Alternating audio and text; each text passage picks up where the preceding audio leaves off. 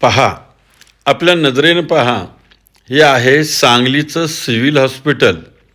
सांगलीच्या सिव्हिल हॉस्पिटलमध्ये तुम्ही कुठेही जा, सर्वत्र तुम्हाला औषधाचे बॉक्स दिसतील. बघा, व्हरांड्यामध्ये सर्वत्र कोणीकडे जरी गेलात तर ते बॉक्स तुम्ही नजरेनं बघा. आता हे औषधं एवढ्या प्रमाणात ट्रकनं मागवण्याचं कारण काय हे अजून समजत नाही. आता औषध भांडार जे चालवतात किंवा जे प्रमुख आहेत त्यांनाच त्याची माहिती. पण सिव्हिलच्या ग्राउंड फ्लोअरला म्हणू आपण की जिकडं बघल तिकडं हे सलाईनचे बॉक्स दिसतात. एवढा स्टॉक आणण्याचा मागचा हेतू फक्त त्या औषध भांडारालाच माहीत. पण जनतेला मात्र लागणारी औषधाच्या चिठ्ठ्या डॉक्टर लोक निश्चितपणे देतात. आता त्याचे नियम आहेत वेगळे. ज्यांचं पिवळं कार्ड आहे त्यांना तर चिठ्ठी द्यायचीच नसते म्हणे. ज्यांचं केसरी कार्ड आहे त्यांना वेगळं, ज्यांचं व्हाईट कार्ड आहे त्यांना वेगळी. हे संपूर्ण सगळं असताना अंधाधुंद कारभार या सांगली सिव्हिलमध्ये चाललेला आहे. आणि आपण बघताय जिकडं तिकडं या सलाईनच्या बाटल्या अगर औषधं याला बेधुंद पद्धतीनं टाकलेलं आहे.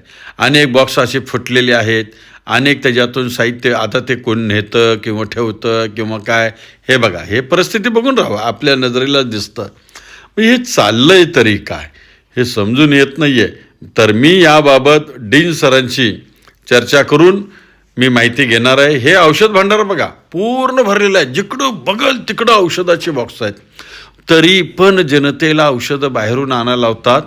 या बाबतीतला व्हिडिओ मी डीन सरांच्या मुलाखतीचाच आपल्या पुढं प्रसिद्ध करणार आहे. म्हणजेच यापुढं सिव्हिलमध्ये होणारा जो घोळ आहे तो होणार नाही याची दक्षता घेता येणार आहे. तर आपण बघतोय जिकडं बघल तिकडं औषधं ठेवून हे औषध भांडार काय मिळवतं हे बघा, परिस्थिती बघा. हे काय मिळवतं, याला कोण वाली आहे, कोण विचारता आहे. अरे अंधाधुंद कारभार करता, विचार करण्यासारखी गोष्ट आहे. मी सचिनभाऊ कदम आपणास विनंती करतोय की हे औषध भांडार नाही आहे, हे व्हरांडा आहे. कुठं साहित्य कुठलं ठेवावं याचं सुद्धा आपल्याला माहिती नसेल तर याला जबाबदार कोण. तर बघा ही परिस्थिती बघा, सांगली सिव्हिलमधली ही परिस्थिती बदलली पाहिजे एवढंच मी म्हणतोय. धन्यवाद आणि धन्यवाद.